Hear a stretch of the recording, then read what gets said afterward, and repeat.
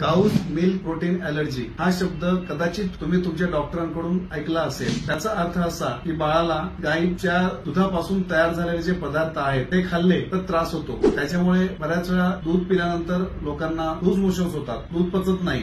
Diagnosis कधी कधी त्याचे काऊज मिल्क प्रोटीन ॲलर्जी असं केलं जातं। असं का होतं तर आपले जे आतडे असतात त्यांना जर आपण खूप लहानपणी बाळ 6 महिन्याचा खाली असताना किंवा 1 वर्षाच्या पेक्षा लवकर गाईचं दूध जर चालू केलं तर गाईच्या दुधामध्ये जे प्रोटीन्स असतात त्याची रचना वेगळी असते। ते प्रोटीन्स पचायला जड असतात। त्या प्रोटीन्स मधले काही तुकडे आपल्या आतड्यातून आरपार आपल्या शरीरात जातात आणि शरीरामध्ये रक्तामध्ये मिसळले जातात आणि त्याची एक बाळाला सेन्सिटायझेशन होतं। जेव्हा बाळाला असं दूध 1 वर्षाच्या खाली असताना आपण 2-3 वेळा दिलं तर बाळाची सेन्सिटिव्हिटी तयार होते। जेव्हा बाळ मोठं होतं, जेव्हा दूध पिल तेव्हा सेन्सिटायझेशन झाल्यामुळे बाळाला त्याची ॲलर्जी होते। मग अशामुळे बाळाला लूज मोशन्स होऊ शकतात। कधी कधी शी मध्ये थोडंसं रक्त येऊ शकतं जे आपल्याला मायक्रोस्कोप खाली दिसतं आणि अपचन होतं। बाळाला पोटामध्ये गॅसेस होऊ शकतात आणि डिस्कम्फर्ट होऊ शकतो। तेवढ्यासाठीच डॉक्टर तुम्हाला कधी कधी दूध पिऊ नका असं सांगतात।